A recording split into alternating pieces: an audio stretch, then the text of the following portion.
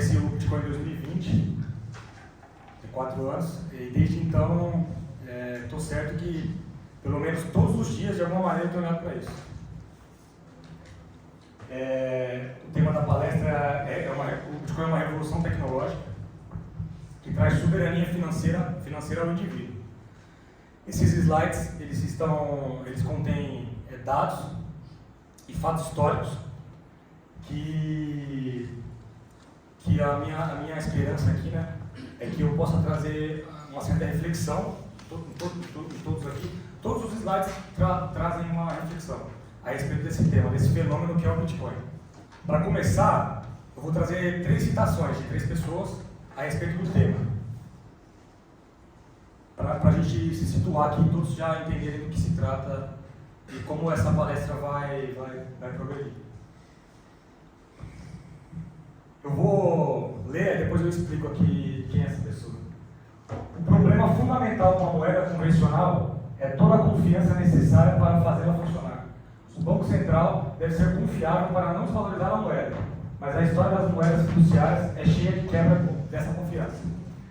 Quem falou isso foi Satoshi Nakamoto, é o criador do Bitcoin. Ele não é essa pessoa, isso é um meme. Ninguém sabe quem é Satoshi até hoje, mas esse cidadão aqui é o Dorian Satoshi Nakamoto, ele tem o mesmo nome. Então, no começo, todo mundo achou que era ele e o pressionaram, mas a gente sabe que não é ele. A gente da comunidade sabe que não é ele. Mas quando a gente se refere ao criador, a gente põe essa carranca aí de um asiático, né? Próxima citação. A corrupção é alta e os líderes corruptos. Compre ouro, prata e Bitcoin. Ainda é o melhor seguro contra a corrupção e a incompetência. Quem falou isso foi o Robert Kiyosaki. Ele é o escritor do livro Pai Rico, Pai Pobre. É um best-seller aí para a galera do investimento tradicional. Todo mundo conhece esse livro, né? Antes de ler o que o Larry Fink falou, eu vou explicar quem ele é. O Larry Fink é o gestor é o CEO da BlackRock. BlackRock é a maior gestora do mundo. Ela detém sob o poder aproximadamente 11 trilhões de dólares. E atualmente, esse ano de 2024, eles passaram a oferecer Bitcoin a seus clientes. Antes, Larry Fink ele falava muito mal do Bitcoin durante todos esses anos que passaram, mas esse ano alguma coisa mudou. Eles lançaram esse produto, é um ETF, para oferecer a seus clientes, e ele deu essa declaração. Eu estava errado. O Bitcoin é um instrumento que você investe quando está mais assustado. É um instrumento para quando você acredita que os países estão retirando as bases de suas moedas devido aos seus déficits excessivos. Então, a gente pode perceber com essas 3 citações qual que é por que o Bitcoin foi criado. Ele foi criado justamente para combater o mal que o governo causa às pessoas, que é drenar a riqueza das pessoas através da diluição da moeda. Então, eu vou passar o slide aqui, mas antes eu vou explicar como é que vai se passar essa apresentação. Eu vou explicar o que é o Bitcoin agora. Eu vou situar todo mundo aqui, todo mundo vai saber o que é o Bitcoin. Posterior a isso, eu só vou voltar a falar de Bitcoin no final da palestra, que eu vou explicar como ele funciona. Porque para a gente poder ter convicção, colocar o dinheiro, investir em alguma coisa, a gente tem que saber do que se trata. Então a gente tem que saber como funciona, isso vai ficar mais para o final, que é a parte mais complexa. Mas antes disso a gente tem que entender o seguinte, eu vou explicar agora o que é o Bitcoin, todo mundo vai se situar. Mas o mais importante que entender o que é entender para que ele foi feito, para que ele foi criado, o que ele veio combater, qual é o mal que ele combate, qual é o problema que ele soluciona. Então, o que vai seguir agora, depois de eu explicar o que é o Bitcoin, vai ser o problema que ele vai enfrentar. Então, antes da gente pular aqui para o slide, só deixa eu... preste atenção aqui em mim, depois a gente pula para lá. Existem 2 coisas que chamam Bitcoin. Uma é o sistema, é o Bitcoin com B maiúsculo. Então, o Bitcoin é um sistema de dinheiro eletrônico. A outra coisa que chama Bitcoin é a unidade monetária que circula nesse sistema. Quando Satoshi Nakamoto criou o Bitcoin, ele batizou como Bitcoin esse sistema e colocou também o nome da moeda de Bitcoin, só que é Bitcoin com bem minúsculo.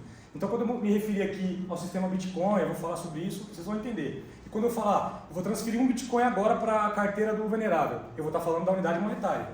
Então, são 2 coisas diferentes. O Bitcoin sistema, nada melhor para explicar, é de acordo com o próprio criador. Eu vou ler essa definição aqui. O Bitcoin é um sistema de dinheiro eletrônico de pessoa para pessoa. O que significa que através desse sistema eu consigo transferir dinheiro para o venerado sem eu depender de terceiro algum. Não preciso de banco, não preciso de empresa de remessa, não preciso de nada. Eu só preciso do acesso à internet e o uso do sistema. Ele tem que usar, eu tenho que usar. Aqui do lado, eu tenho a primeira página de um documento chamado White Paper. Quando Satoshi foi apresentar esse projeto ao mundo, ele explicou como esse sistema funciona em um documento de 9 páginas. Essa aqui é a primeira página desse documento, cujo título é a tradução dessa definição que eu coloquei. O Bitcoin, a Peer-to-Peer Electronic Cash System. Um sistema de dinheiro eletrônico de pessoa para pessoa. Só que eu tenho que ressaltar que aquela palavra ali no final, cash, que a gente pode entender aqui como dinheiro, não é simplesmente dinheiro. Em inglês, cash significa dinheiro vivo, dinheiro em espécie. Então o Bitcoin, ele é um sistema de dinheiro, só que ele replica todas as propriedades do dinheiro físico. Então, o que eu quero dizer com as propriedades do dinheiro físico. Se eu tenho R$1.000 em casa guardado, o governo bloqueia todas as minhas contas. Aquele R$1.000 que está guardado, ele continua sendo meu. Então a posse implica a propriedade, não é isso? Só se alguém for lá e tomar ele fisicamente. Agora o dinheiro que a gente tem no banco, ele é nosso. Só que ele não está na nossa posse. Ele é de nossa propriedade, mas ele não está em nossa posse. Se a gente sofreu uma ação trabalhista, enfim, o governo manda bloquear a nossa conta, a gente perde aquele dinheiro. Então, essa é a diferença de um dinheiro que a gente usa hoje, que está na conta, no banco, do dinheiro físico. Então o Bitcoin vem replicar tudo, ele veio ser um sistema de dinheiro, mas com as propriedades do dinheiro físico. Então, como eu disse, eu posso transmitir da minha carteira para dele sem depender de terceiro. E eu posso custodiar meu dinheiro. Então, se a gente compra Bitcoin agora, em alguma corretora, saca e coloca na nossa carteira. A gente faz a custódia desse dinheiro, desse Bitcoin. Ele está sob a nossa posse, ninguém consegue tomar. Ah, mas está no dispositivo físico, beleza. Eu posso destruir esse dispositivo físico, salvar aquele Bitcoin no backup, que é um papel, decorar aquela palavra, aquela frase, aquela sequência de palavras e ninguém mais põe a mão. Eu morro e levo para o caixão do Bitcoin. Então, todo mundo situado, todo mundo entendeu o que é o Bitcoin. É um sistema eletrônico de dinheiro e a moeda que se circula também é Bitcoin. Uma segunda explicação sobre o Bitcoin, também eu vou explicar aqui, depois a gente pula para lá. Tudo que o Satoshi pensou para desenvolver esse sistema, para ele ser seguro, para ele funcionar como dinheiro, ele escreveu naquelas 9 páginas, no white paper. Como ele vai funcionar, qual é a emissão, quantos Bitcoins vão circular, como que ele vai ser seguro, como que a gente não vai ter um ente centralizador que vai controlar isso, como que a gente não vai mudar essa regra do jogo no meio do caminho. Tudo está lá. O que ele fez? Ele converteu tudo aquilo que ele escreveu em código. Então, o Bitcoin é um sistema, o Bitcoin é um programa, é um software. Tudo que está lá ele colocou em código. Não sei se tem alguém aqui da área, mas sabe que um código ele é matemática. O que está escrito lá não tem como você refutar, não tem como você questionar. Lá é lógica pura, é matemática. Está escrito no código, ele é claro. Se você ler, não tem como ser subjetivo aquilo. O código é objetivo. Então, aqui é só para a gente já começar a gente perceber que essas regras são muito importantes para o sistema, para que esse sistema funcione como um bom dinheiro. É um código pequeno, é um código aberto, é a coisa mais importante, é um código aberto, qualquer um pode auditar, então pode verificar se isso está lá ou não. É um código pequeno, 600 mil linhas de código, para quem é leigo não tem noção, mas é um código que é facilmente auditável, em alguns dias. Lá esse código determina como as transações são processadas e registradas, que a emissão é controlada, todas as unidades de Bitcoin ela tem limite. Todas as informações são públicas. Esse código é aberto, o banco de dados é aberto, está tudo lá. Se eu enviar um Bitcoin da minha carteira para a carteira do venerável, todo mundo pode ver que veio daqui e foi para lá. A questão é que ninguém sabe que essa carteira é minha. Porque quando eu crio uma carteira, ela é anônima. Eu instalo. Barack Obama, quando explicaram para ele, ele concluiu. Então, se eu abrir uma carteira de Bitcoin, é como eu criar uma conta numerada na Suíça. Só que eu não preciso ir na Suíça. É exatamente isso. É o portador. Você cria a carteira, você tem aquela senha, é o portador. Se você envia Bitcoin para lá, você tem dinheiro lá, você tem fundos lá. Só que se eu enviar para ele, só ele vai saber que aquela carteira é minha. É igual se eu for na feira e comprar no dinheiro com alguém, ninguém sabe no futuro ninguém vai saber de onde veio aquele dinheiro. Só aquele feirante vai saber quem enviou para ele. Apesar de ele não saber quem sou eu. Ele sabe porque a gente fez aquele negócio. As informações são públicas, são gravadas numa base de dados distribuída. Então, quer dizer, todos os participantes têm uma cópia desse banco de dados. Não tem como fraudar, por esse motivo. E todos os dados Todas as transações, elas são validadas e são verificadas por todos os participantes da rede. Quem são os participantes da rede? São os mineradores. Quando a gente chegar lá, muita gente tem curiosidade para saber como é a mineração. Né? E são os nós, os nodes, os miners e os nodes. Bom, eu acho que deu para, mais uma vez, dar mais uma clareada aqui no que é, né? Então, todo mundo entendeu o que é o Bitcoin? Deu para sacar, né? Está todo mundo situado. Não é pirâmide, né? Não é um bom. Não é investimento. Eu não vou pedir dinheiro para Bitcoin, entendeu? Não tem rendimento. É simples. É um código que tem tokens lá dentro. Esses tokens se chamam Bitcoin, bem minúsculo. Você consegue adquirir ele, instala uma carteira e manda para sua carteira e faz custódia dele. Você tem dinheiro ali. Então vamos lá. Como eu disse, mais importante que... Aliás, eu disse lá fora. Mais importante que saber o que é o Bitcoin, todo mundo sabe o que é o Bitcoin. Mas e aí? Dane-se.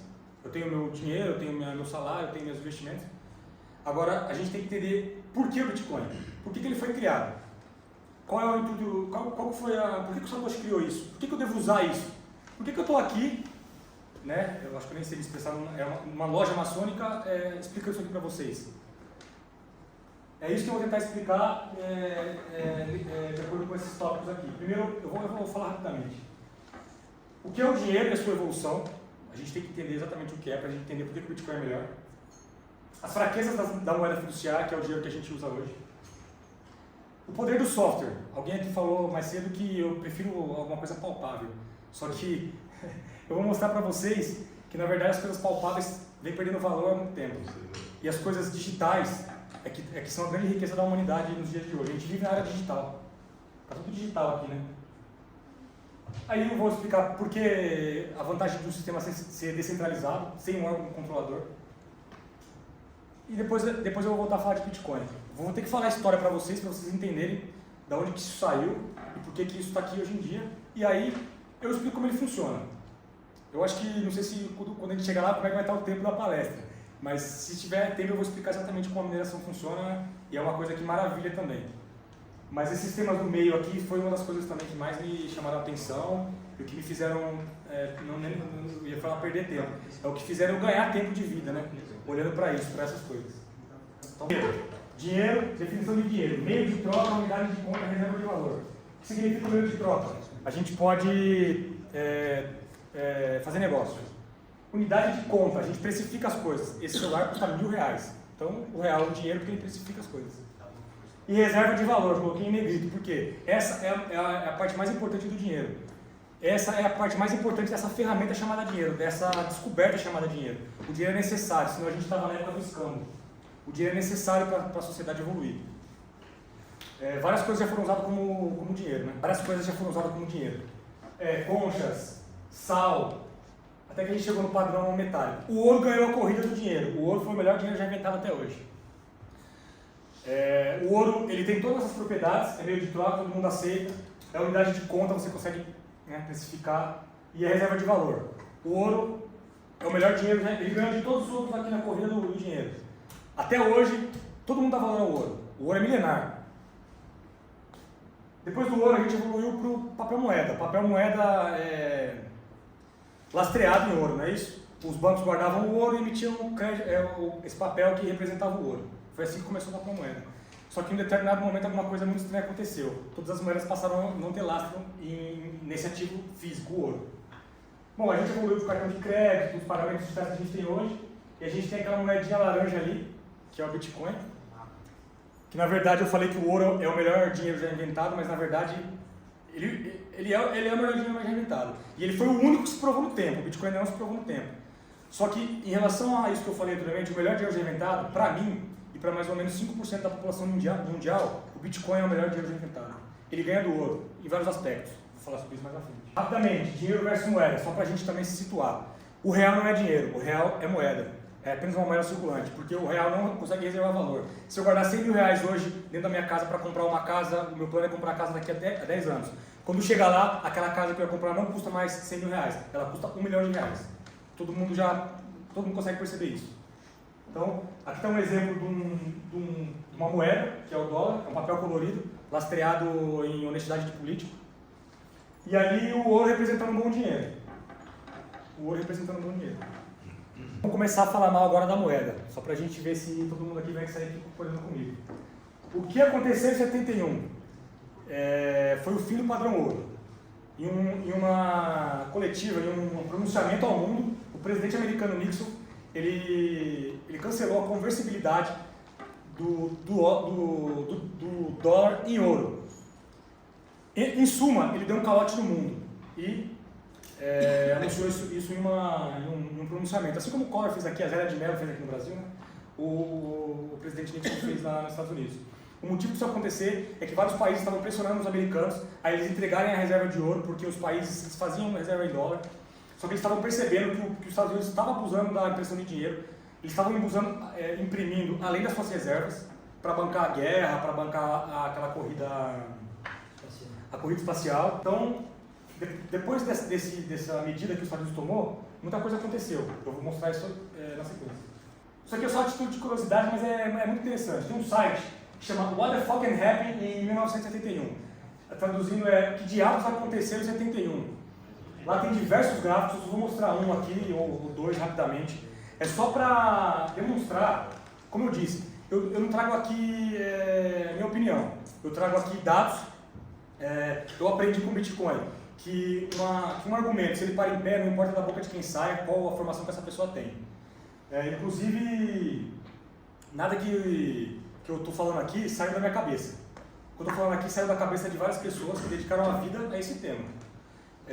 A gente começa a história em 71, para vocês terem uma ideia.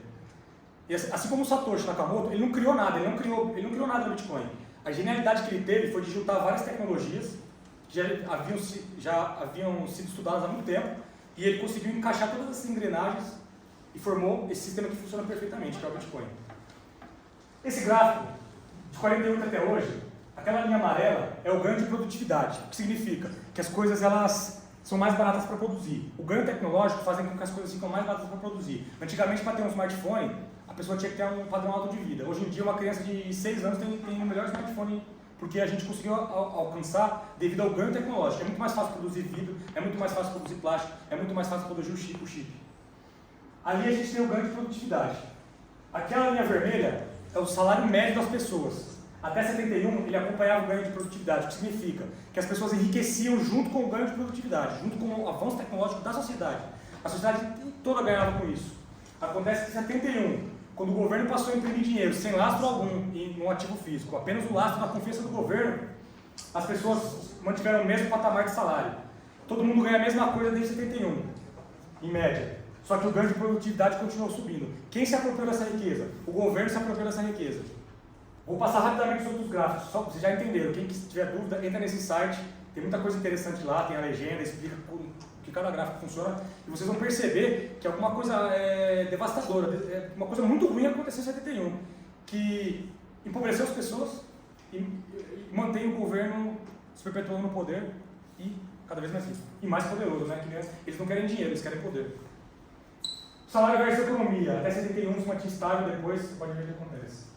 Concentração de renda.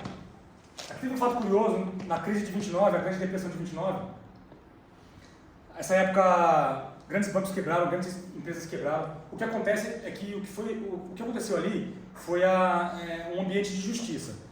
Os grandes bancos, as grandes empresas quebraram. A partir daí, a concentração de renda passou a diminuir. As pessoas que então trabalhavam, investiam, se dedicavam, se esforçavam, elas conseguiram ter renda. A renda foi se equilibrando entre os ricos e os pobres.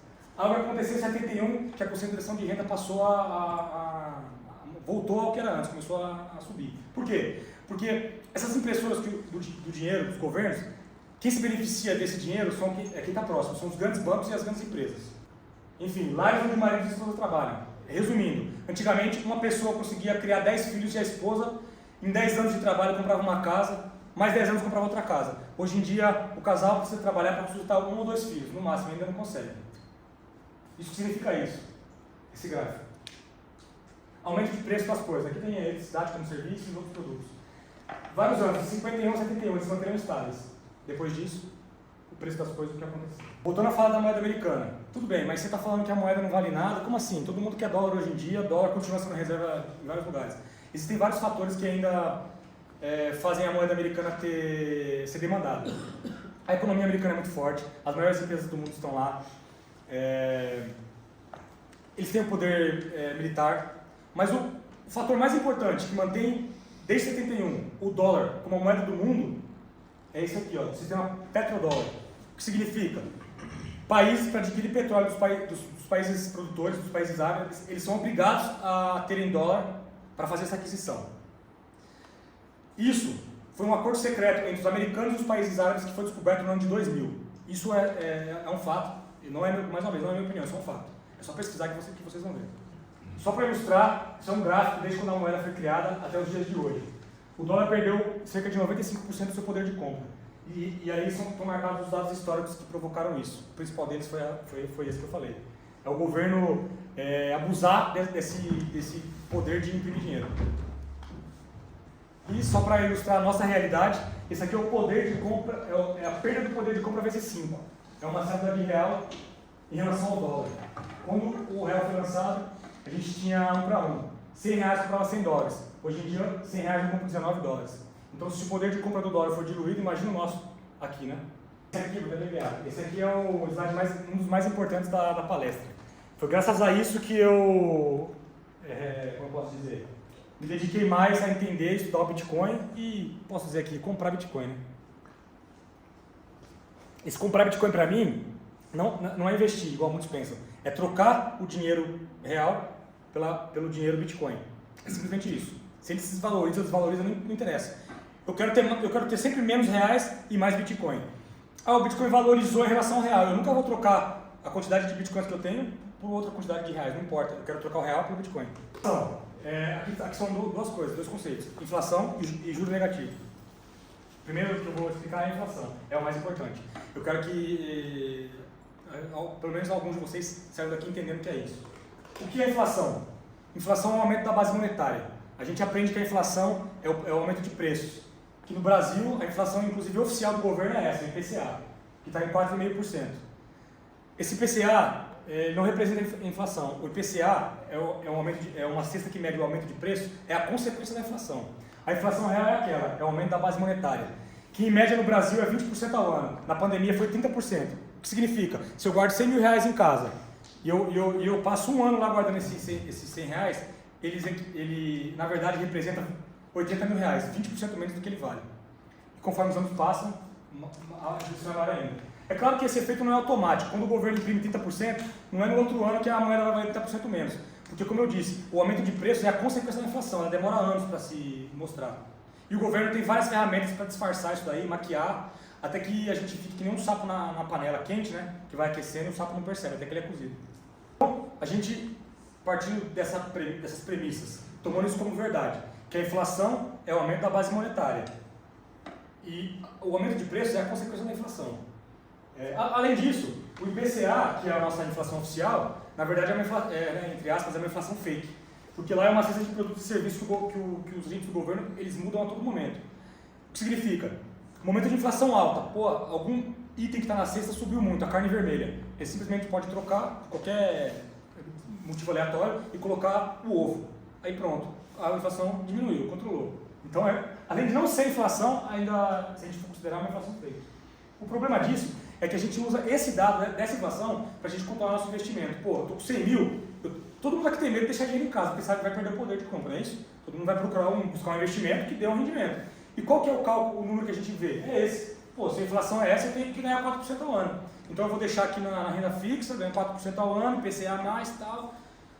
Só que na verdade está sendo diminuído 15%, que é a diferença de 4 para 20. Que na verdade o seu poder de compra está sendo diminuído 20% e não 4%, como o governo diz. Tomando essa premissa como verdadeira, eu vou mostrar esse gráfico aqui. Aquele ali em azul é o salário médio da galera. Então ele vem aumentando de 2010 para cá. É aquela reajuste que a gente tem no salário mínimo e o salário que a gente ganha. E aquela linha amarela é o aumento da base monetária de 2010 para cá. Acelerou bastante na pandemia. O desenho ali mostra por si, né? Se todo mundo conseguiu entender o que eu falei. A gente entendeu o que é inflação real e o que é inflação nominal. O que é inflação fake também. Juro negativo, tomando isso como verdade, vamos entender o que é um ambiente de juro negativo. A gente vive num ambiente de juro real negativo. Eu já exemplifiquei isso agora há pouco. Se eu coloco esses meus 100 mil reais em investimento que me devolva 4%, eu acho que eu estou ganhando, mas na verdade eu estou perdendo 20%. Então, eu só vou ter o juro positivo desse meu dinheiro se eu conseguir atingir aquilo, 20% ao ano. Existe algum investimento no Brasil que paga 20% ao ano isento de risco? Se tiver, alguém me fala, que eu vou vender todos os meus bitcoins, vou colocar esses meus 100 mil reais nesse investimento e vou deixar passar 20 anos.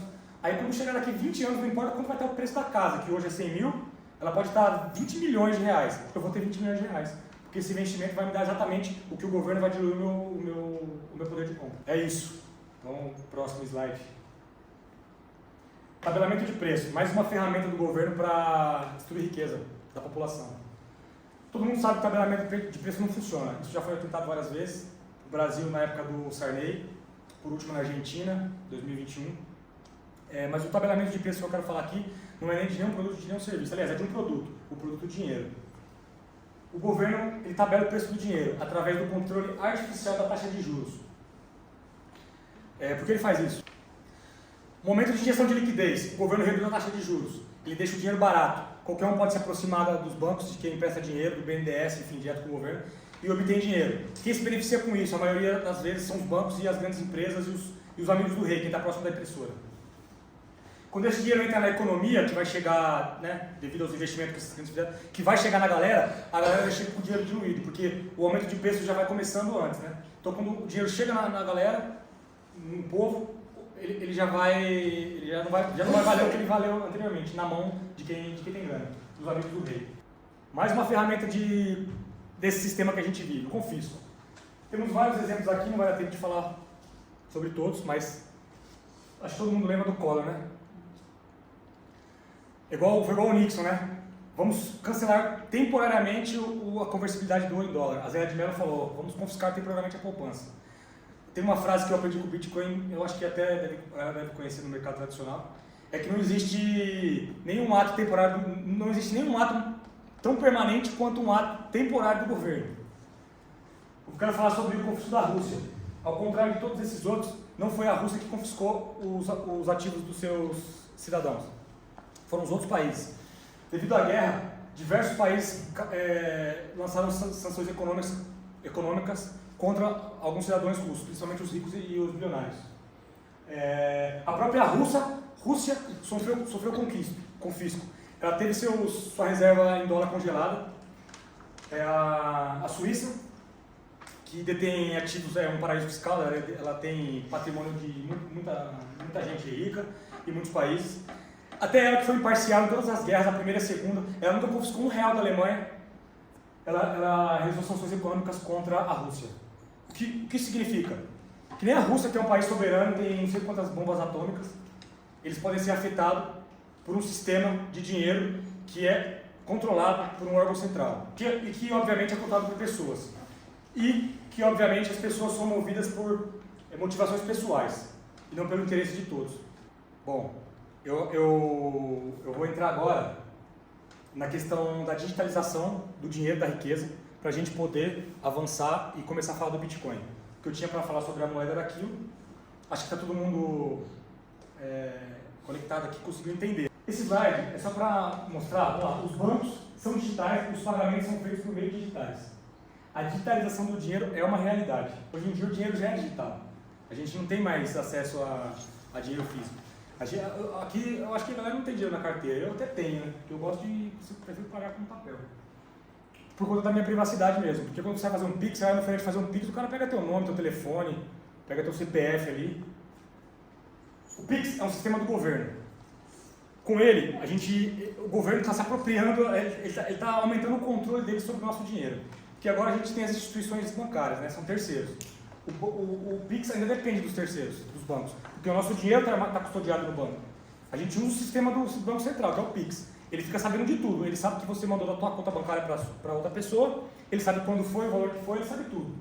Não tem mais a privacidade, né? O sigilo, isso daí. Né? O Banco Central sabe de tudo. Qualquer funcionário público que trabalha lá tem acesso a esses dados. Isso é fato. Você pode pesquisar na internet. O Drex é uma evolução do Pix. Essa aí é a criptomoeda do governo, a real digital. Ela ainda não foi lançada, ela está em teste. Está previsto para acabar os testes agora no final de 2024. Quem sabe isso vai entrar na massa aí para adoção. O Pix foi muito rápido a adoção do Pix, né? É muito fácil. Inclusive, isso foi muito bom para o Bitcoin, porque transacionar com o Pix é similar ao Bitcoin. É simples. Você pega a chave da pessoa, manda o dinheiro para lá e o dinheiro chega instantaneamente. A diferença é que você não precisa de terceiro no Bitcoin. Então o Pix, esse negócio de usar o QR Code, acelerou a adoção do Bitcoin. Isso foi bom para o Bitcoin. Tudo é bom para o Bitcoin. Se ele for proibido, é bom. Se ele for legalizado, é bom. Depois eu vou chegar nisso, vocês vão entender o porquê.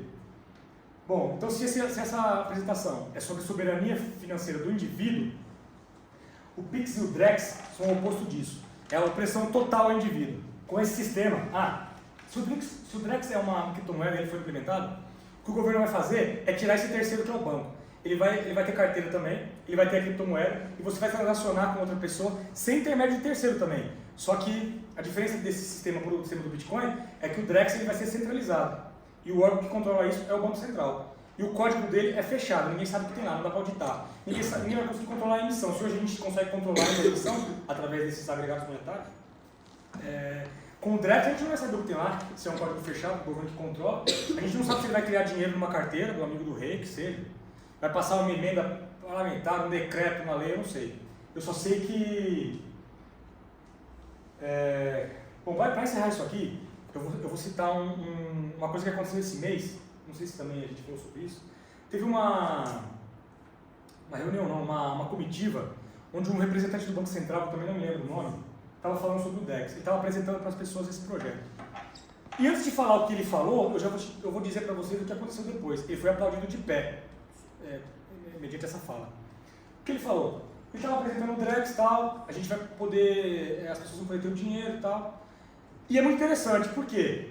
Por ele ser um dinheiro programável e a gente que controla, por exemplo, na pandemia a gente podia salvar várias vidas. Como? A gente podia restringir o que a pessoa vai comprar no raio de 5 km da sua casa.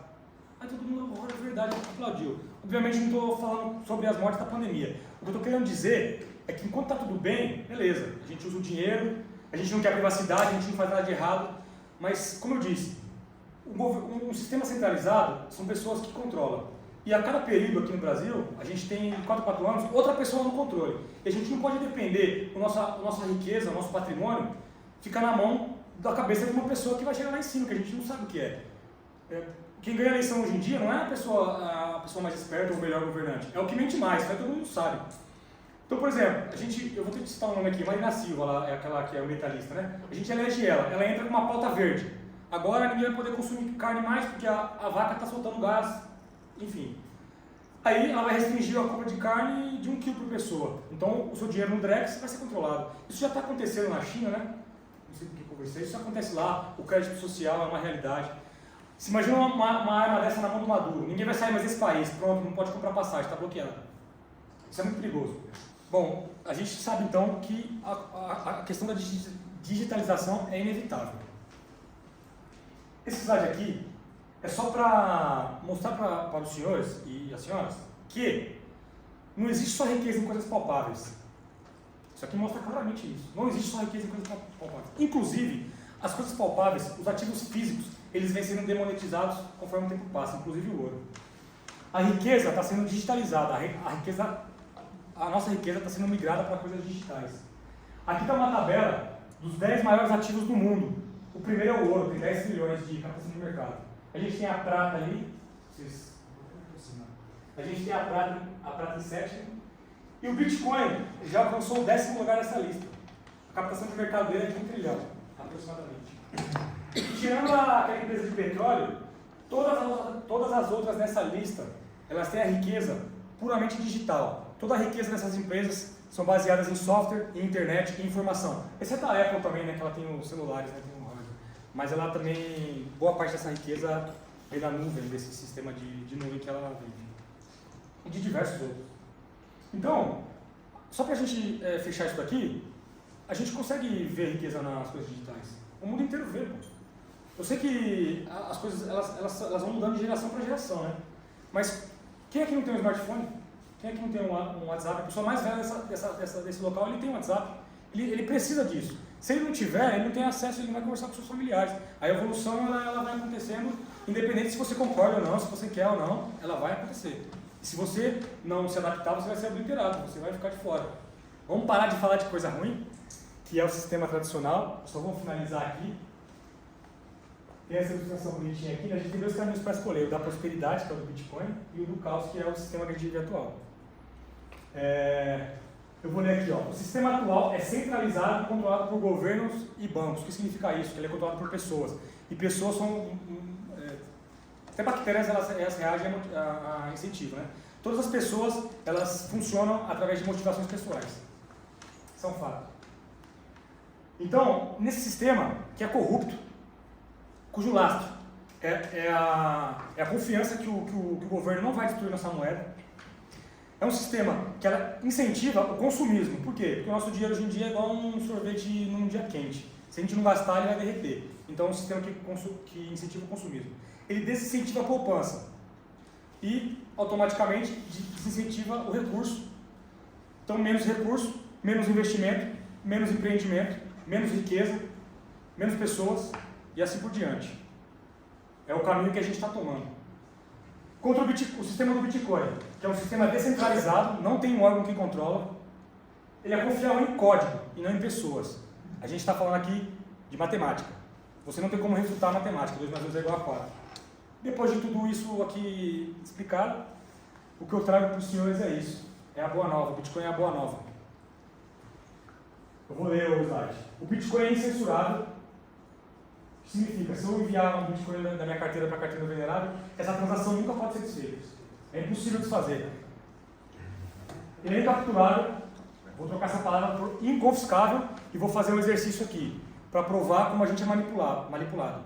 Eu desafio os senhores a colocarem numa pesquisa agora no Google, escrever assim, ó, inconfiscável no dicionário. Todo mundo aqui entende que é inconfiscável, né? Que não pode ser confiscado. Pesquisa aí, inconfiscável no dicionário, vê se existe essa palavra. Oferece privacidade das transações. É anônimo, se eu instalar uma carteira, ninguém sabe que sou eu. O custo é desprezível. Eu envio 10 bitcoins agora para a carteira do venerável e eu vou pagar R$1 por isso, mesmo se ele estiver lá na China. Não depende de terceiro de confiança. Simples, inclusivo e global. Qualquer pessoa com smartphone na mão e acesso à internet consegue instalar uma carteira de Bitcoin e receber Bitcoin lá.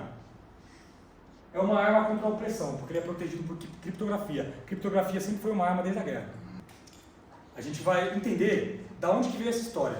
O Bitcoin não é uma coisa que foi criada agora. Alguém pensou, falou, pô, vou fazer uma moeda na internet aqui, a gente tem internet, vou fazer. Não. Ela vem de muito antes, de muitos que estão aqui na série, inclusive eu. Esse cara aqui, é o Friedrich Hayek, ele deu essa entrevista em 1984. Esse cara, ele é um pensador da Escola Austríaca de Economia. Essa escola austríaca de economia, cujos princípios são a vida, são os princípios, os direitos naturais do ser humano, que é a vida, a liberdade e a propriedade. Então, o Bitcoin ele tem origem em 2 fontes, a econômica e a tecnológica. A econômica é essa, é a escola austríaca. Eu vou colocar esse vídeo aqui para a gente ver o que o Hayek falou lá em 84. Com certeza ele não previu o Bitcoin, mas eu acredito que o Satoshi estudou e ele tirou essa genialidade desses senhores aqui. Our language running the 3 paradigms of spontaneously occurring institutions. Now, fortunately, law and language have been allowed to develop. Money has originated in the original form, but as soon as it was there, its most primitive form was frozen. Government said it must not develop any further. After 200 or 300 years of coins, all governments put their hands and stopped any further developments. We are not allowed to experiment on it. Money hasn't been improved. Money has rather become worse in the course of time. And what we have had since in development are matters of government inventions, mostly wrong, mostly abuses of money. I directed Secretary Connally to suspend temporarily the convertibility of the dollar into gold or other reserve assets, except in amounts and conditions determined to be in the interest of monetary stability and in the best interest of the United States. And I have come to the position of asking, has monetary policy ever done any good? I don't think it has. I think it has done only harm, and that's why I am now pleading for what I call denationalization of money, how do you think that it would work? Would the major banks such as Chase Manhattan issue currencies, or would there be gold coins issued, or how would it? Well, the governments can stop people from issuing money. So they can hardly stop them from opening accounts and something. After all, in the modern world, hand-to-hand money, coins, and paper is no longer the most important. Credits and credit cards are a substitute. So I think we can forget about existing money and existing banks, and we gradually open a system of accounts which will displace money. That's a fascinating concept. Maybe the unit one day will be known as the Hayek. I don't believe that we should ever have good money again before we take the thing out of the hands of government, and then we can't take them violently out of the hands of government. All we can do is, by some sly roundabout way, introduce. O entrevistador falou, né? É um conceito fascinante. Só comentando sobre esse vídeo, o Bitcoin é uma ideia. O Bitcoin é uma ideia que vem de bastante tempo.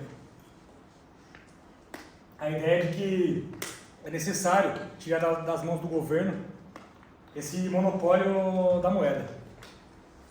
Só que até então a gente não tinha uma maneira de fazer isso se não fosse de uma maneira não violenta de fazer isso. E foi essa a ideia que Hayek eternizou no tempo, né? Aqui é só para mostrar quem foram os pensadores dessa escola austríaca, bem rapidinho. Os ideais dela e quando começou. Essa ideia vem desde 1892. E falando sobre esse sujeito aqui do meio, o Mises, para quem assiste o UFC, teve duas lutas aí do Moicano. Vocês devem ter, não sei se vocês viram. E quando ele ganhou, as duas últimas lutas ele ganhou. E no seu discurso de vitória lá, ao invés de ele, sei lá, agradecer alguma coisa, ele citou esse cara aqui, ó. Lá nos Estados Unidos ele falou: eu amo esse país, esse aqui é o país da liberdade, eu recomendo a todos que leiam as 6 lições de Mises. Na segunda luta lá em Paris, ele criticou o governo e ele falou: recomendo que todos leiam o livro Democracia, o Deus que Falhou. Só mais um vídeo para ilustrar isso também. Esse cara aqui também segue os ideais da escola austríaca, mas é mais recente, é de 1999 essa entrevista. E ele é um Nobel em Economia, é o Milton Friedman. Esse aqui eu posso dizer que previu, vai, porque ele descreve exatamente o que está escrito no artigo. So that I think that the internet is going to be one of the major forces for reducing the role of government. The one thing that's missing, but that will soon be developed, is a reliable e-cash, a method whereby on the internet you can transfer funds from A to B without A knowing B or B knowing A.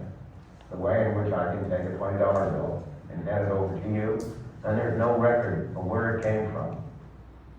And you may get that without knowing who I am. That kind of thing will develop on the internet, and that will make it even easier for people to use the internet. Of course, it has its negative side. It means that the gangsters, the people who are engaged in illegal transactions will also have an easier way to carry on their business. But I think that the tendency to make it harder to collect taxes will be a very important positive effect of the internet. Falei da origem econômica, agora a origem tecnológica. Criptógrafos, desde 76, eles tentam desenvolver essa moeda para tirar o monopólio da impressão de dinheiro dos governos. As primeiras foram essas aqui, 93, 90 e 96. Todas elas falharam por um motivo. Eles não conseguiram resolver o problema do gasto duplo, que significa o quê? No meio digital é fácil replicar qualquer dado. Eu faço Ctrl+C, Ctrl+V. Como que eu vou garantir que eu vou enviar um arquivo digital para a carteira dele e ele vai sumir aqui de mim? Isso que essas moedas não conseguiram resolver sem precisar de um órgão centralizador. Então a genialidade do Satoshi está nisso. Ele conseguiu resolver o problema do gasto duplo que vinha sendo estudado há anos de uma maneira descentralizada. Temos aqui nosso fake Satoshi. E foi em 2008 que tudo começou. O Satoshi ele enviou aquele paper num fórum de discussão de um grupo de criptógrafos chamado Cypherpunks. E lá eles demoraram alguns meses naquele debate, dando ideias e tentando entender qual que era do código. Até que no dia 3 de janeiro de 2009. O white paper ele foi enviado, a gente estava no início da crise de 2008. A galera que tinha ação aqui sabe, né? Que deixou muita gente pobre, até demorou muito tempo para recuperar. Inclusive, quem investe em bolsa aqui, que vê lá o índice subindo, o Ibov, né? Vê ele subindo e acredita que está tendo algum ganho, fora toda essa diluição de dinheiro que eu falei, você tem que catar o gráfico da Bolsa Brasileira, que é vendido lá nos Estados Unidos, que é o BWZ. Esse índice da Bolsa Brasileira nos Estados Unidos, desde 2008 para cá, ela faz o caminho inverso da Bolsa Brasileira. Em real está tudo subindo, só que em dólar, a gente precisa subir mais uns 200% para igualar do valor que era lá na crise de 2008. Então o americano, que comprou a Bolsa Brasileira em 2008, ele tem 30% da grana dele, atualmente, hoje.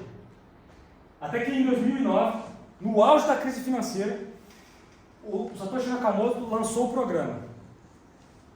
Ele lançou o primeiro bloco de informações, que é denominado Bloco Gênesis, e no Bloco Gênesis não tinha dado nenhum, não tinha nenhum Bitcoin. Quando ele lançou o programa, ninguém tinha Bitcoin, ele não se beneficiou de um centavo dessa criação. Todos os Bitcoins que existem até hoje, eles passaram pelo processo de mineração, o que significa que todo mundo que participou da rede desde o começo, teve participação dessa recompensa que o sistema dá, que é a emissão de novos bitcoins. No bloco Gênesis, a única informação que tinha, não dá para chegar aqui, mas foi gravado a manchete desse jornal, por alguns motivos. O principal é que para mostrar que ele foi lançado naquele dia. Então, ele escreveu a manchete do jornal. E o curioso é que essa manchete eu vou ler em inglês, sou muito ruim de inglês, mas depois eu vou traduzir. Eu pesquisei no Google já. O chanceler on brink of second bailout for banks. O que significa? O chanceler está à beira da segunda impressão de dinheiro para salvar os banqueiros. Então, todo mundo aqui já pode perceber que o governo imprimiu dinheiro para salvar os bancos, claro, para impedir uma crise financeira. Mas o problema é que quem paga a conta disso são as pessoas que têm o seu dinheiro, o seu poder de compra diluído, né, o seu patrimônio diluído. Então, já dá para perceber que a origem do Bitcoin no próprio bloco Gênesis, de onde veio isso. Ele colocou exatamente a manchete do problema que ele estava resolvendo, no dia do seu lançamento. Essa cara que o Satoshi fez, essa fotografia, foi no dia que os repórteres cercaram a casa dele perguntando o que é isso, que é o Bitcoin, ele lançou, aí ele fez essa cara e falou, eu não sei nem o que vocês estão falando. Então virou um meme, tem até uma estátua de um busto desse Satoshi aí com essa cara de ué. Início da rede. Alguns dias depois do lançamento do bloco Gênesis, a rede já passou a ser descentralizada. Ralph Finney foi a primeira pessoa, inclusive Ralph Finney é o cara dessa foto aqui. Ó. Esse é Ralph Finney. Ele participou desses projetos aqui, mas inclusive muita gente, cada um acha quem é Satoshi, cada um estuda esse tema, tem vários personagens que podem ser Satoshi. Para mim o Ralph Finney é o Satoshi. Então eu revelei para vocês quem é o Satoshi de verdade na minha opinião. Mas não importa quem seja, não importa se é eles, se é uma mulher, se é um grupo de pessoas. Ele se denominou como um homem asiático nascido em 75. Então ele é um homem asiático nascido em 75. Ninguém descobriu quem é o cara é esse. Ralph Finney deu início à descentralização. Alguns dias depois ele conectou o computador dele também e tweetou Running Bitcoin. Ele passou a fazer parte da rede. A partir daí ele começou a ganhar bitcoins igual o Satoshi ganhava. Primeiramente era só o computador do Satoshi. Dia 22 de 5 de 2010, quem sabe um dia esse vai ser feriado nacional, mundial. É o Pizza Day. É o dia que a gente teve a primeira transação usando o Bitcoin.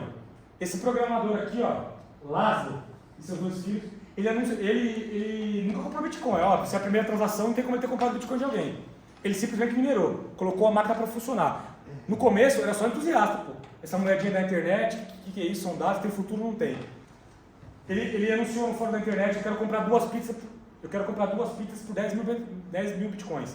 2 dias depois alguém respondeu, eu quero 6 mil bitcoins. Toma outras 2 pizzas. Ligou no Papa John's e enviou essas pizzas para ele. Só a título de curiosidade. Hoje em dia, se ele for vender essa pizza pelo mesmo valor que ele pagou, 10 mil bitcoins, essas 2 pizzas vão valer a bagatela de 3 trilhões e 800 bilhões de reais. A partir desse ano também, 2010, as corretoras passaram a negociar Bitcoin e começou a especulação do preço que a gente vive até hoje. Eu acredito que a maioria aqui só ouviu falar de Bitcoin, ou é pirâmide, ou é coisa de golpe, ou sobe e desce do preço, não é isso? Então eu imaginei, eu acho que vai ser surpresa de muita gente todo esse conteúdo que eu vou falar. Esse slide é um dos mais importantes, o outro é a inflação, para a gente entender por que a gente está sendo enganado. E esse é o mais importante para entender como o Bitcoin funciona. A mineração é o coração da rede. é o que traz a segurança para a rede. Isso aqui é a coisa mais importante da rede. Acho que tem ali alguns tópicos e cada um é uma ferramenta que se encaixa de uma maneira muito graciosa. Todos ali têm uma lógica. E aí o correto é a gente entender qual é a lógica daquilo e aí vai dar aquele estalo na nossa cabeça. Entender o Bitcoin é dar vários saltos mentais. Porque, como eu disse, ele conseguiu codificar aquilo em 600 mil linhas de código. Mas na verdade ele escreveu em 9 páginas. Então, para você transformar uma ideia de uma página num código, demanda muita lógica ali, né? Como é tudo matemático, se isso acontecer, o que vai acontecer. Enfim, eu vou falar aqui sobre mineração da maneira que eu consegui ser mais prático, para a gente poder avançar. Falta pouco. A gente vai falar aqui de como funciona a mineração, o que é a famosa blockchain, e depois é simples, como guarda, como compra e para finalizar o preço. Eu vou falar bem pouco, até porque o preço do Bitcoin não importa. O que importa é o valor que ele representa. Bom, como funciona a mineração? Mineração de Bitcoin. Como que eu faço para ser um minerador? É só eu baixar o software do Bitcoin no meu computador. A partir daí, eu sou um nó da rede. Eu passo a interagir com a rede. O que significa isso? Vou fazer um paralelo. Antes, para eu acessar a internet, eu tinha que ir na Lan House. Eu dependia de terceiro. Eu entrava lá, botava meus dados, eu dependia daquilo. Hoje em dia, todo mundo tem um computador em casa. Então, todo mundo tem acesso à rede internet através do seu computador. Baixar um nó de Bitcoin no seu computador é você ter acesso ao sistema de Bitcoin sem depender de ninguém, de terceiro. Hoje em dia, se você quer ter Bitcoin, você baixa a carteira e manda para lá. Você vai transacionar, você envia o comando, mas você não tem um nó de Bitcoin para mandar esse comando para o sistema. Então você depende daquela empresa, da empresa da carteira, do nó dela, enviar aquele sinal, apesar de ser seguro, porque as empresas que oferecem esse tipo de serviço, a maioria é de código aberto. Então, se você vai ter uma carteira de Bitcoin, você tem que optar por uma que seja código aberto, que já foi editada, que não tem pegadinha lá. De qualquer maneira, você depende da informação daquele terceiro. Se o nó ou o servidor daquela empresa cair, você envia o Bitcoin e o Bitcoin não chega, porque aquela empresa não enviou a transação para a rede. Então, para eu ser um minerador, como funciona a mineração? Chama mineração porque é fazer um paralelo ao ouro. Os mineiros vão lá procurar ouro, os mineradores, eles trabalham, cavam. Eventualmente, um vai encontrar o ouro. Opa, encontrei. E continuam cavando, pode demorar meses, não achou, em algum momento ele vai encontrar.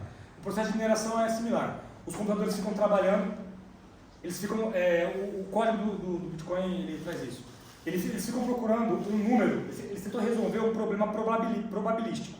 Muitas pessoas falam em um problema matemático, complexo, não é. É um problema probabilístico, é força bruta. Ele fica tentando descobrir um número correto.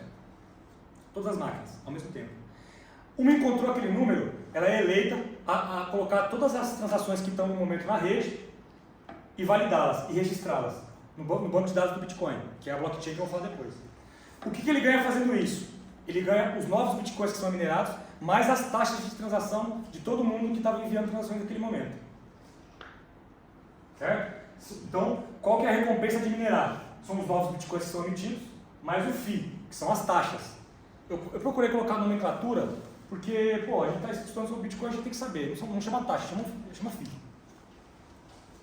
Depois que o minerador que encontrou, ele gravou na rede, antes dos outros mineradores começarem a procurar o novo número, todo mundo tem que olhar para aquilo e ver se está certo. Se ele realmente encontrou o número certo. O nome disso é prova de trabalho, Proof of Work. É um algoritmo de consenso. Todo mundo olhou para aquilo, viu que está certo, provou. Aquele minerador teve trabalho, ele gastou energia ali, poder computacional, ele esteve presente pesquisando o número quando encontrou. Isso prova que não teve nenhuma fraude. Quais são os usuários da rede? São os mineradores e os nós. Se eu baixo o programa e eu não programo ele para minerar, eu só sou um nó, eu só tenho acesso ao sistema. Qual é a vantagem? Eu consigo verificar, eu consigo armazenar Bitcoin, eu consigo transacionar sem depender de terceiro. Agora, se eu quero rentabilizar isso, aí eu coloco meu nó para minerar. Só que aí eu vou gastar energia elétrica e o meu computador vai passar a fazer esse processo de mineração, que é, além de tentar pesquisar para ganhar recompensa, validar o que os outros mineradores fizeram. Validar que realmente ele vai ganhar recompensa. Antigamente, para minerar, a gente baixava o programa no computador de casa.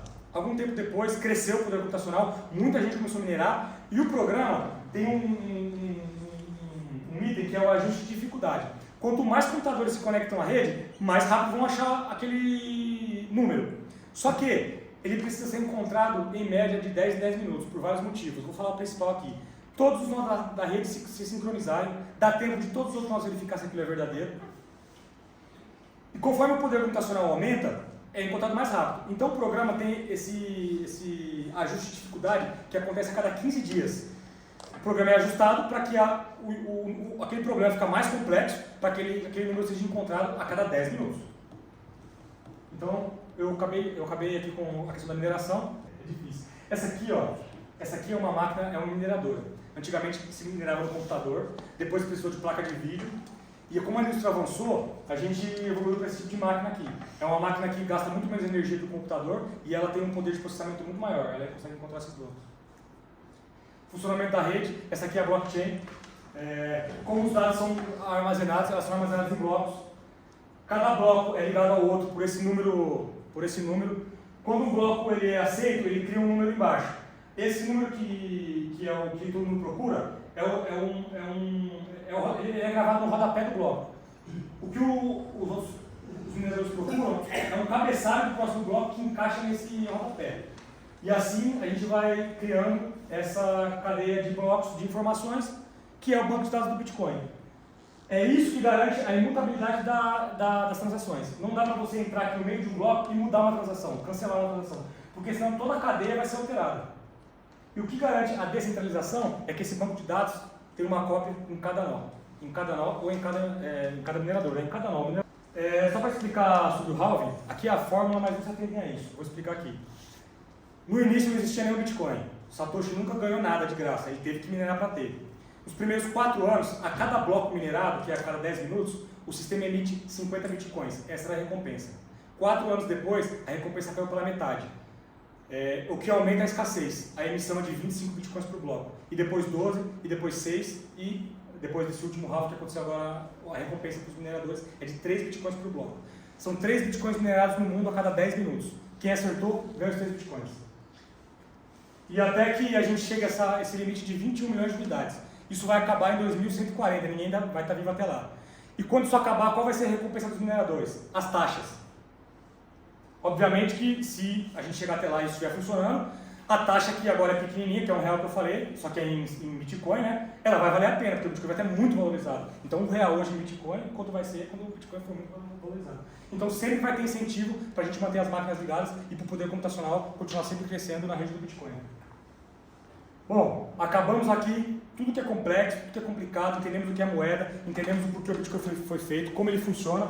Agora é mais rápido, uns 10 minutinhos a gente acaba.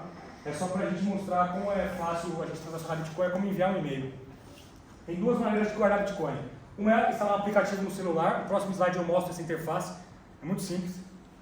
E a outra maneira é uma hard wallet, que é esse dispositivo aqui. É como se fosse um celular, só que ele está offline. Aí ele tem um programa lá que é o mesmo que fica no celular. A diferença de uma hard wallet para um celular é que a hard wallet nunca se conecta à internet. Então nada mais seguro do que você fazer uma carteira em um dispositivo que nunca se conectou à rede, para não ser hackeado igual no celular. E aquela lista ali é uma lista de 24 palavras, que é o backup. Isso não é desde o começo, isso é uma coisa mais recente. Agora, se você tem uma carteira de Bitcoin, manda Bitcoin para lá, o risco de você perder esse dispositivo é grande. As pessoas costumam perder celular, HD, pendrives antigamente, agora eles valem muita grana. E muita gente, aquele pendrive eu esqueci, tinha Bitcoin, já era, queimou, não tem como acessar. É o Homem-Aranha, né? O tio Bey falou. Grandes poderes, grandes responsabilidades.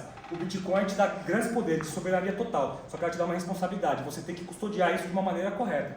A gente tem um backup. Você salva a carteira de Bitcoin lá, ela vai te dar 12 palavras ou 24 para você anotar. Você anota no papel. Se você quiser quebrar esse celular, acabou. Você não tem acesso mais, só que você tem a cópia da chave aqui, de uma maneira física. Então dá para transacionar Bitcoin fisicamente. É só fazer uma carteira, manda o Bitcoin para lá, quebra isso daqui e dou o papel para uma pessoa com 12 palavras. Quando ela digitar essas 12 palavras em uma outra carteira, ela vai ter acesso aos fundos. Como adquirir Bitcoin? 2 maneiras basicamente. Uma, minerando, muito difícil. Então tem várias maneiras de minerar, não vou adentrar aqui por conta do horário. Só vou falar do Nerdminer. Nerdminer é esse desenho aqui. Ó. Não é de minerar isso aqui. É um dispositivo desse tamanho, é uma mineradora de Bitcoin, ela gasta R$10 por mês de energia elétrica na tua casa, você conecta no carregador do celular e ela fica tentando uma mineração. É muito difícil encontrar, por conta do poder computacional gigantesco que tem hoje em dia. Só que ela é quem gosta de jogar na loteria, também é muito difícil de ganhar, não é isso? Você gasta lá aqueles reais, se você ganhar, ganhou. Isso aqui é só loteria. Você vai deixar essa mineradora na tua casa trabalhando, não vai gastar nada de energia elétrica. Se eventualmente você for um felizardo de encontrar um bloco, você vai ganhar hoje 3 bitcoins na carteira. Então, semanalmente você vai lá dar uma olhada, ganha alguma coisa, de repente você tem lá 3 bitcoins. É como uma loteria. Comprando. As maneiras de comprar são as básicas. As corretoras, você manda o Pix para lá e saca o Bitcoin. Óbvio, não deixa o Bitcoin na corretora, senão você não tem Bitcoin. É igual deixar o dinheiro no banco. Não tem sentido nenhum você ter Bitcoin e guardar em corretora. Você tem que fazer a custódia. Ou um P2P, que é representado por esse desenho aqui. Ó. P2P é uma pessoa, uma profissão.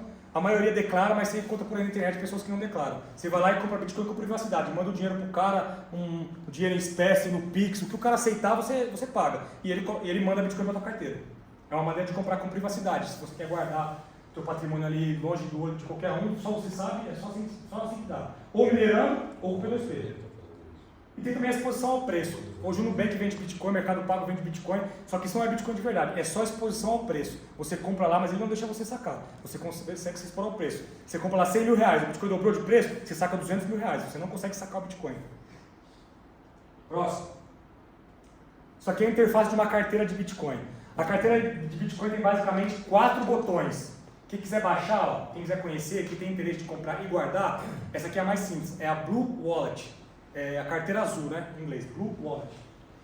Bom, instalei a carteira, só tem um botão, adicionar carteira. O segundo botão, você quer criar uma carteira de Bitcoin ou você quer exportar, você quer importar uma? Por exemplo, eu tenho as 12 palavras, ou então eu negociei com ele e dei Bitcoin para ele em 12 palavras. Ele quer conferir se tem saldo. Ele vai criar uma carteira, não uma nova, ele vai importar, ele vai digitar as 12 palavras e vai aparecer o seu saldo lá. Bom, criei a carteira de Bitcoin, só existem 2 botões, enviar ou receber. Se você clicar em receber, ele vai gerar seu endereço, que também pode ser um QR Code. Se você clicar em enviar, ele vai aparecer aquela tela. Você coloca o endereço da pessoa, a quantidade de Bitcoin que você quer mandar, clicou, 10 minutos se passou, foi validado, foi registrado, foi validado, pronto, o Bitcoin foi para a carteira da pessoa, nunca mais volta. Grandes poderes, grandes responsabilidades, planejamento sucessório. O Bitcoin é dinheiro programável. Tem várias maneiras de você planejar isso. Também não vou me adentrar. Se alguém tiver alguma dúvida, pode me procurar. Inclusive, no final, eu vou deixar meu e-mail aqui, eu não deixei meu telefone. Mas todo mundo tem acesso livre a mim, através do Venerável. Pode pegar meu número lá. Eu não vendo nada, eu não sou especialista em nada. A única coisa que eu posso fazer é pegar esses 4 anos de informação e ajudar, indicar um livro, ou indicar uma boa corretora, uma boa carteira, que seja de código aberto. O que eu posso fazer é isso, indicar um canal no YouTube para seguir, que tem os vídeos, perfis no Instagram. Pois bem, tem várias maneiras de fazer isso, mas a principal que eu falei é o backup. Se você colocou Bitcoin numa carteira, você vai anotar aquela palavra, você anota em 2 papéis, deixa um com a tua esposa, deixa um com o teu filho. Se você sai pra rua e morre, e ninguém sabe onde estão suas palavras, acabou o Bitcoin, não tem como recuperar, não tem um saque do Bitcoin que você liga e rever os fundos. Uma dica que eu anotei aqui, que é valiosa, é essa opção do Gmail, Inactivation Settings. Se você passar um período que você determinar, 6 meses ou 1 ano, sem acessar seu e-mail, ele dispara o e-mail para qualquer pessoa que você indicar. Então você pode pegar sua carteira de Bitcoin, chumbar na parede em algum lugar e programar um e-mail para enviar para tua esposa. Ó, eu morri e tal, então os Bitcoins estão guardados em tal lugar. Pronto. Morreu, ficou 6 meses sem acessar o Gmail, ele vai disparar o e-mail para quem você indicar. É uma das maneiras de planejamento sucessório. Existem várias. Existem carteiras multisig. Você coloca fundos numa carteira e só que para mover esses fundos precisa de 3 chaves, 4 chaves, 5 chaves. Aí você dá um para cada filho. Ó, vocês têm que se juntar só com as 5 chaves que você consegue mover isso. Ou 3 de 5 ou 2 de 5. O valor do Bitcoin. Eu não vou ler, mas fica à vontade para ler essa frase do Benjamin Franklin. O valor do Bitcoin, quanto vale o Bitcoin? O Bitcoin vale o que vale a sua liberdade. O que vale você sair do sistema que te ferra para um sistema que traz prosperidade para você. Que você pode reservar valor, que você pode passar a sua herança sem você ter que pagar 50% de imposto nos Estados Unidos, aqui nem sei quanto é que está o imposto de sobre herança, você que é altíssimo. Quanto vale um Bitcoin? Não é em dólares não, tá? Um Bitcoin é igual a 100 milhões de sats, 100 milhões de satoshis, que é o centavo do Bitcoin. O Bitcoin é divisível 8 casas depois da vírgula. Um Bitcoin hoje em reais 380. 380 bateu? Pô, então eu tô falando aqui. 385. Cara, 67.500 dólares. Eu vejo em dólar aqui. Porque o real não vale nada, né? Tem que me basear na moeda que presta. Apesar que eu compro em real. Mas o Bitcoin não vale isso daí. O Bitcoin vale isso aqui, ó. 100 milhões de sats. Um Bitcoin é igual a um Bitcoin. O próximo slide é sobre o preço. A gente vai chegar lá. Aqui slide está errado. Está modificado. Preço do Bitcoin. Depois disso a gente finaliza, tá? Tem mais alguma coisinha ali, mas... legislação rápida e acabou.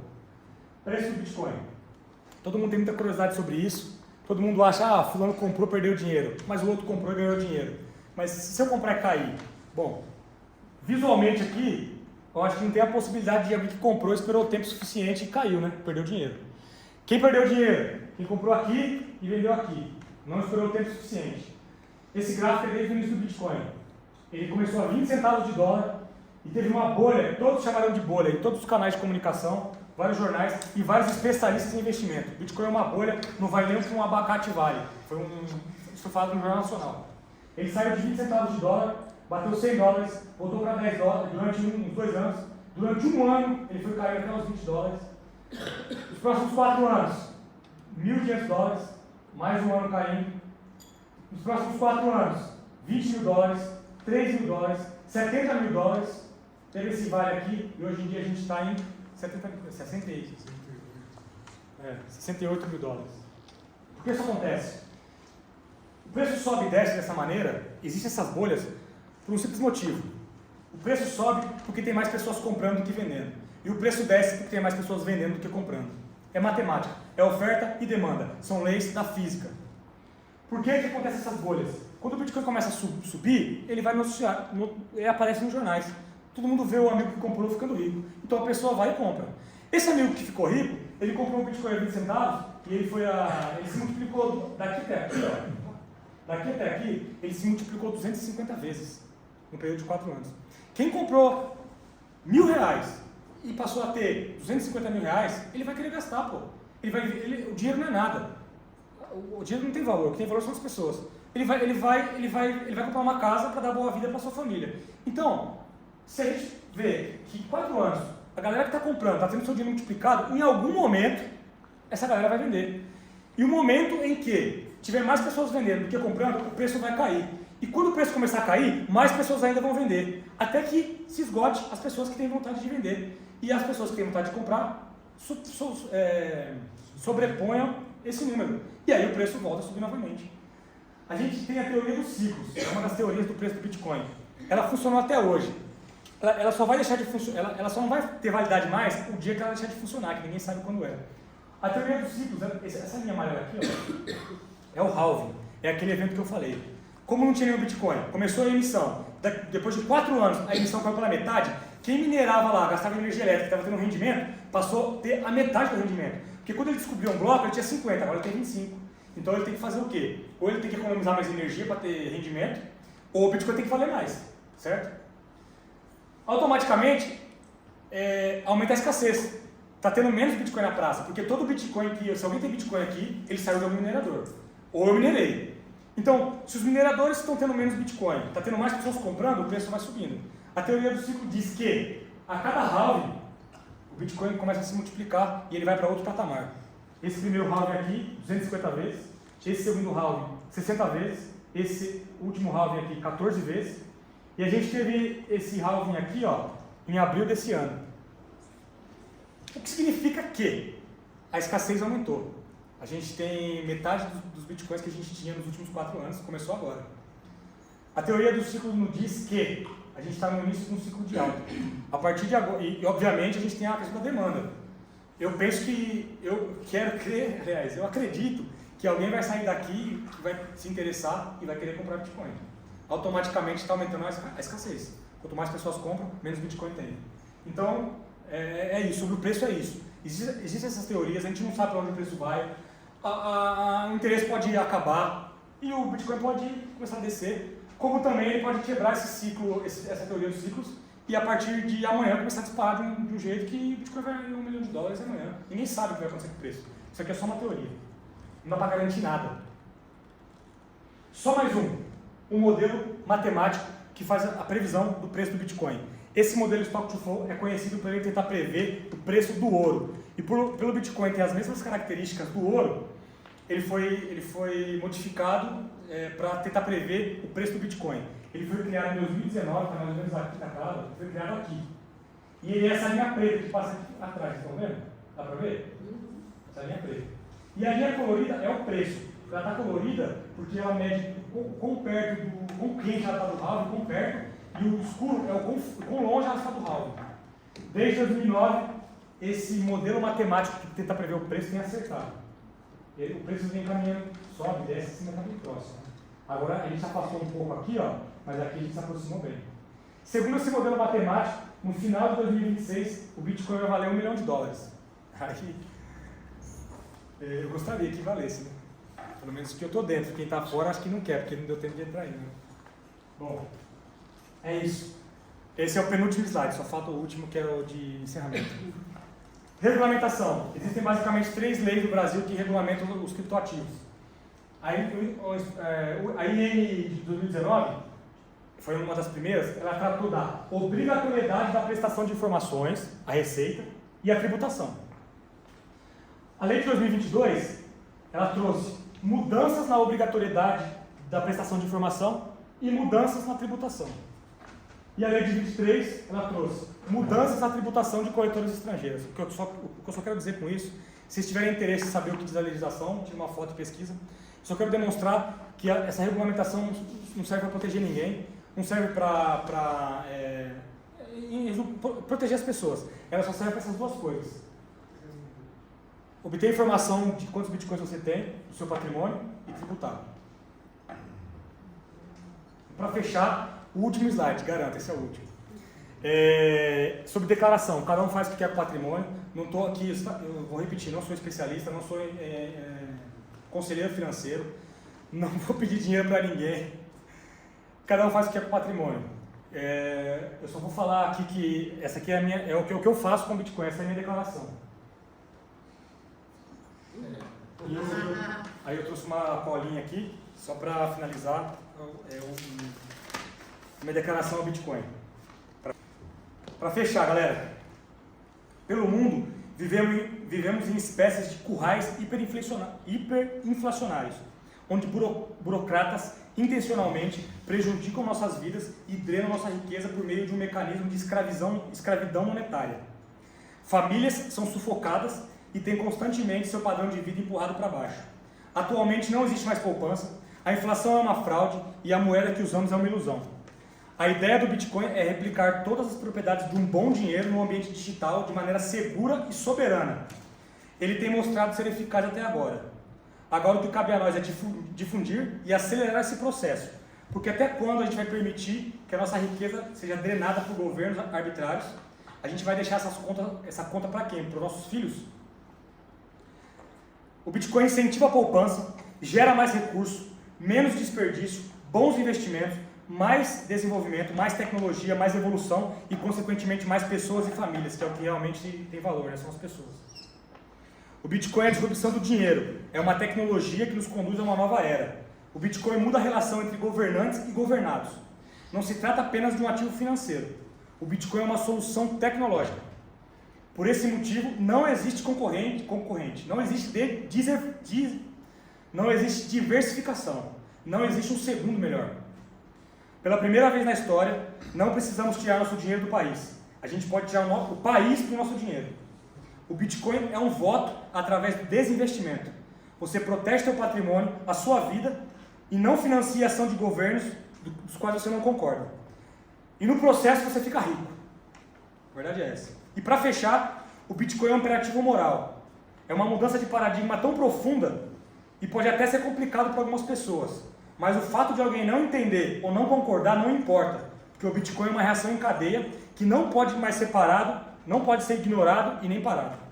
É isso, Bitcoin é love you.